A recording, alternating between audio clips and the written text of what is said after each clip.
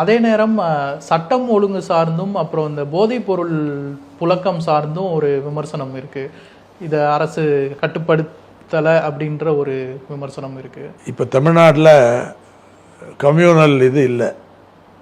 இவங்க கிளப்பி விடுறாங்க பிஜேபி சில இதில் இந்து முன்னணி போன்றவங்க ரொம்ப ரொம்ப ஆக்டிவாக அதை செய்கிறாங்க. ஆனால் ஒன்றும் மக்கள் மகத்தில் பெரிய அளவுக்கு அவங்களுக்கு முன்னேற்றம் கிடைக்கல, வரவேற்பு கிடைக்கல. இங்கே அங்கே கிடைக்கும் சில செக்ஷன்ஸில். அது செய்தாலும் இங்கே மக்கள் வந்து ஒரு பெரிய விஷயம் என்னென்னா ஒரு கம்யூனல் ரைட்ஸோ வயலன்ஸோ இங்கே இல்லை.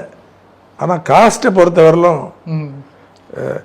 இது ஷெட்யூல் காஸ்ட் ஷெட்யூல் ட்ரைப்ஸ் இதில் அவங்களுக்கு சில குறைகள் இருக்குது, சில சம்பவங்கள் நடக்கிறது லோக்கலாக. ஆனால் அது உடனே அதை கிராக் டவுன் பண்ணுறாங்க போலீஸ். இதில் சில விமர்சனங்கள் வருது, சில கண்டனங்கள் கூட வருது சில ஏரியாஸில். ஆனால்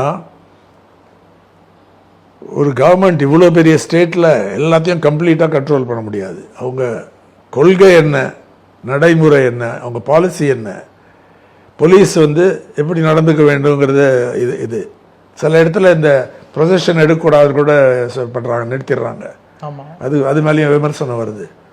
ஆனால் அது பேலன்ஸ் பண்ண வேண்டியிருக்கு. ஏன்னா ஒரு சைடில் கம்ப்ளீட்டாக இன்றைக்கி சிஎம் இது கேட்டேன் அசம்பிளியில் பேசுறது லைவாக. அதாவது மேலே வந்து பாம்பு, கீழே வந்து நரி. இந்த இதில் ரெண்டுக்கும் நடுவில் நாங்கள் இருக்கோம். அந்த கான்டெக்ட்லாம் சந்துருவும் சொல்லியிருக்காரு, அர்ஜுனா அபிமன்யு இதில். அதனால் அவங்க வந்து ஆல் அவுட் அகேன்ஸ்ட் இது போகும்போது ரொம்ப ஜாக்கிரதையாக இருக்கணும். சில தடவை தடுமாற்றம் ஏற்படலாம் இங்கே அங்கே லோக்கல் லெவலில்.